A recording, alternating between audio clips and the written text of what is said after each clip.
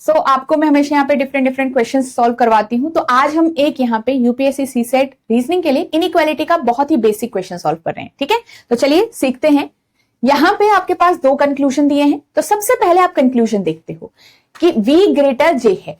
ठीक है, अब V से लेकर J की तरफ आपको जाना पड़ेगा, ट्रेवल करना पड़ेगा।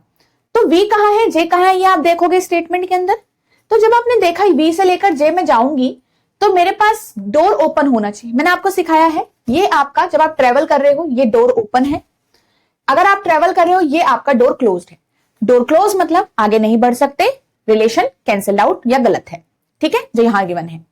और अगर डोर ओपन है तो तब तक आप आगे बढ़ जाओगे, बढ़ते रहोगे जब तक आपको डोर क्लोज मिलते रहेंगे। जब आप डेस्टिनेशन पे पहुंच जाते हो तो कंफर्म हो जाता है रिलेशन। बट अब आपको यहां पे तो एक ही सिंबल दिख रहा है ना, पर यहां पे तो तीन दिख रहे हैं।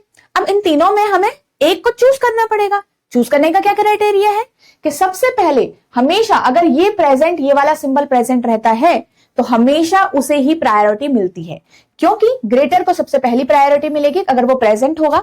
वो प्रेजेंट नहीं होगा तो उसके बाद की प्रायोरिटी होती है इसकी, और third number at the end आपकी प्रायोरिटी होती है इक्वल।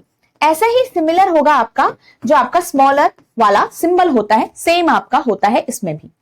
यहां पे V से लेकर J की तरफ आपने देखा डोर ओपन J तक चले गए, पर अब आपका कंफर्म हो चुका है तो एक ही सिंबल आएगा। तो V ग्रेटर J यहां से आना चाहिए।